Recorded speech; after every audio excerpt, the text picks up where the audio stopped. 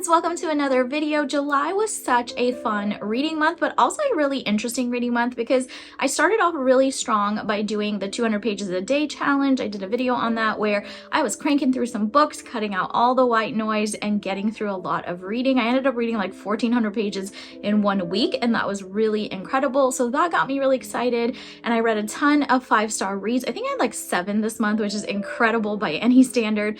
And one of those 5-star reads actually ended up putting me in a book hangover. So then I was trying to tackle that for the rest of the month, and I tried out a couple of different methods on curing that book hangover. I posted a video of it a couple of days ago, so head over there. I'll link it at the top if you're interested and you want to find some ways to cure a book hangover if that's what's happening to you. So overall, a very interesting month, but a really great month. And I might actually have to say it was my favorite reading month of the entire year. So I can't wait to tell you about all the books that I read. The first book I read this month was Normal People by Sally Rooney. It was finally time for me to reach for this. I had it on my summer TBR and I said, you know what? All of her books have been sitting on my shelf. It's finally time that I give it a chance. And now I'm glad I know the mystery has been solved and the verdict is in, and I am not a fan. This book was about Marianne and Connell and a whole lot of miscommunication, or lack of communication, I guess I should say. It was just a lot of back and forth about their relationship. These two people meet when they're in high school or their equivalent of high school, and they spend a lot of years going back and forth, being together, not being together, not telling each other how they really feel.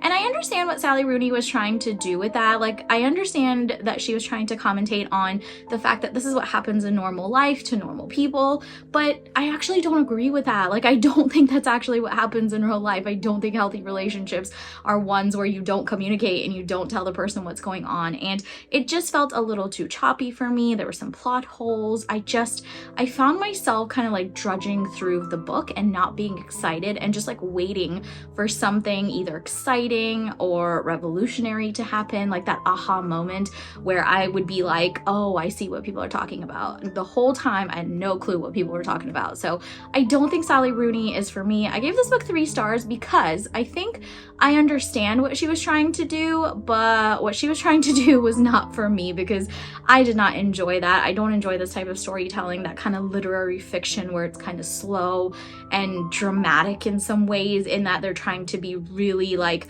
existential, and it didn't work for me. I know other books that have done it well, but this one I don't think is for me. I fall into the camp of people who are not a fan, and I don't know if I have completely made up my mind about Sally Rooney yet or not. I might give her another one of her books a chance, but for now I just need a break because this one did not hit the spot. The next book I read was also a part of that 200 pages a day challenge, and that book was on my Kindle. It's called Mile High by Liz Tomford, and I love this book. I gave it 5 stars. I enjoyed every second of it. This story is about Xanders and Stevie, and Xanders is a professional hockey player in Chicago, and Stevie has just become the new flight attendant on their team's private plane. And this story has so many good tropes. It's enemies to lovers, forced proximity, it's kind of forbidden love, all the really great tropes, and I think it did it really well. And I really enjoyed both of their personalities. Xanders is completely like cocky and arrogant, but almost in an endearing way. Like, it's not to the point where it's like cringy and you don't want to read about his character. So I really enjoyed that aspect. And then Stevie, our female lead, she was also strong in her own ways, but also dealing with some insecurities about like body image issues. I really liked the representation there. I think Liz did a great job of writing about it in a really sensitive and delicate way, but also bringing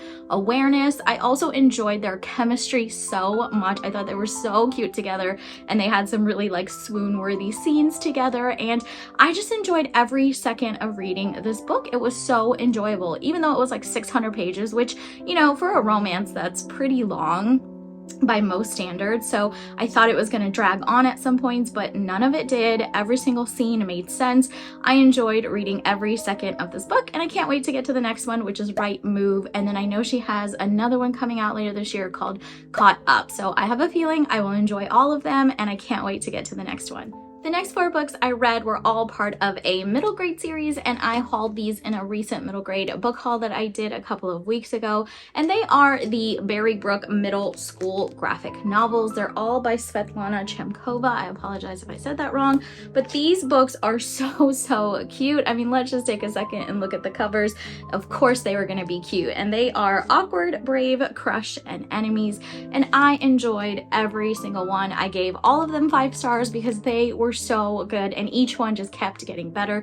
These stories are so incredible if you're a middle grade reader, but also if you have a middle grade reader in your life that is of this age range, then highly recommend it for those little young ones because it really gets them excited about reading. And I also think that they would see a lot of themselves in this book because there's so much representation around like diversity and all the challenges that middle graders face, from having crushes to enemies to being bullied to struggling with schoolwork and juggling everything, and just all the hormones that are raging by that point, or like the preteen hormones. So there are so much in these books for kids, and even as an adult I just really enjoyed it and brought back some nostalgia and some feelings of being in middle grade myself. But they are so beautiful and so cute. The art style is also really nice. I think I showed it during my book haul, but it is just so sweet and done really well. The colors are all beautiful, as well as all the artistic techniques and all of that good stuff. So highly recommend this if you're a fan of middle grade. They also read really fast. I think I flew through these pretty quickly, like probably within a week or week and a half, just because I had to take some breaks in between. But I was so excited when I finished one, I immediately wanted to grab the next one. So you know it's a good set of books when you want to do that, and I would highly recommend these. The next book I read took me completely by surprise in all the best ways. I mean, I'd been hearing some really great reviews about it. Everybody had been going on about it. It was like the book of the year, but I didn't quite believe it until I read it myself. And that book is Fourth Wing by Rebecca Yarros. I had the best time reading this book, and I guess subconsciously maybe I thought I knew I was gonna have a really great time because I decided to do a reading vlog about this. So I detail all of my thoughts and opinions, and if you want to watch that, watch me fall in love with this book and these characters, then please go watch that vlog. It was a really fun one to make because I had such a great time reading this book. This book has everything that a fantasy lover would want. It's got some romance, it's got dragons, it's got a lot of plot, it's got a lot of twists and turns and great characters and side characters and all the things. I had such a great time, and that cliffhanger, oh my god, that cliffhanger in that vlog, I actually show my live reaction and I was stunned. I like had to read it twice to really make sure I read the words correctly and my mind wasn't playing a trick on me, but the cliffhanger was incredible. The next book, Iron Flame, comes out in November. I cannot wait. I will be dropping everything like hotcakes just to get to that book the day it is released. So excited to read that and make a reading vlog for that as well. But if you haven't read this yet and it sounds the least bit interesting to you, please do yourself a favor and pick it up soon.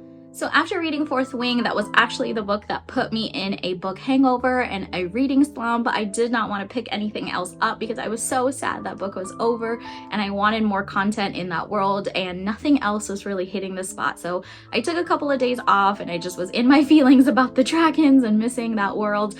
And then I thought, you know what, girl, we gotta snap out of this. So that's what inspired the video that I posted a couple of days ago about curing a book hangover. And I tried a lot of different methods to try to zap myself back into reading and get excited again. And one of the things I suggested was rereading a favorite, and the book I picked to reread was A Court of Thorns and Roses.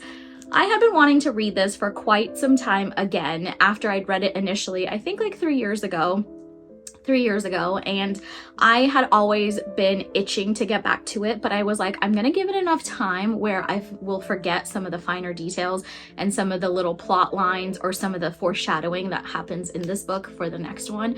I wanted to give it enough time before I picked it up again. So I think 3 years was a good amount of time, and I think I was saving it like in my back pocket for when I really needed it, and this was the time. Fourth Wing put me in such a book hangover that I was like, you know what, it's time to pick this up. It's time to go for the big gun. So I picked this up, and this time I actually decided to annotate it, and I had the best time annotating it. I have never annotated a fantasy before. Usually I just keep annotations for like my nonfiction reads because those are things I want to refer back to, and I didn't understand the hype around annotating fantasy books, but I now definitely understand it, because I apparently had a lot to say to these people. I even wrote a lot on the insides and underlined and highlighted and did all of the things. I was just so engaged, and it was such a fun reading experience. I did not realize how much I love this book. I mean, even as much as I talk about it and as much as I tell people about it, I still was surprised at how much I loved reading it again. So this month, in August, I will also be rereading A Court of Mist and Fury, because now I am just on a path to get through these books before we get to Crescent City. I have read Crescent City, I haven't read Sky and Breath, and I need to do those two as well and annotate them before Shadow and Flame comes out in January, and everybody is talking about it, and I don't want to be spoiled, because I think I was spoiled on Sky and Breath, and I hate that for myself. So I'm gonna go ahead and read the rest of the ACOTAR series, reread those, because I want to wrap this reread up, and then I will get to Crescent City. So look out for some of that kind of content, but I would highly recommend rereading a favorite, annotating it, just getting yourself immersed in the world. It was so much fun, and I had such a good time. Of course, still a 5-star. And then the last book I read this month was on my Kindle again, and that book is called The Unwanted Marriage by Katharina Mora. This is part of a series of romance books with the Windsor family, which is, I think, like 6 brothers and 1 sister, and each sibling is getting their own book. This is sibling number 3. His name is Dion, and he is a hot mess, because this book was wild. I did not enjoy a single second of it. I gave it 1 star. It was out of control, and I think my issue with these books by Katharina Mora are that they are all exactly the same. And you would think the premise makes it sound so fascinating and intriguing, which is what got me into it, because the deal with the Windsor family is that they are all bajillionaires, they have everything they want, but their grandmother actually arranges their marriages long before they even know it. So she has this like big strategic kind of roadmap in her mind of who should marry who for the benefit of the family or their business or whatever reason in her mind makes sense. And so these books are all of their individual stories and their arranged marriages. Now, that sounds really intriguing, but every single book is exactly the same. I've read 3 now, and I love the first one, but the second one I had to DNF, and this one I'm surprised I even finished it, because this also was like DNF worthy, because it's the exact same internal struggles, the same dialogue, the same verbatim words, even in the spicy scenes. Like, I don't understand. It's so bizarre that she just copy pastes. It's like she's plagiarizing herself. She's just copy pasting each of the characters and the stories, giving it a different title and a different cover page and calling it a new book, when actually it is not. So unfortunately, I ended the month on a 1-star read, but that only means I can only go up from here, and hopefully August will be better. So those are all of the books that I read in July. An incredible, incredible month. The reading gods were on my side. Hopefully they continue to bless me for the month of August. I've got some great books on my TBR, a lot of fantasy, romance, middle grade, nonfiction, a little bit of everything, and I am so excited. I feel like after my book hangover cures and trying those different methods, I'm finally excited about reading again, so I can't wait to get to some of those titles. Thank you so much for watching, and I will catch you next time.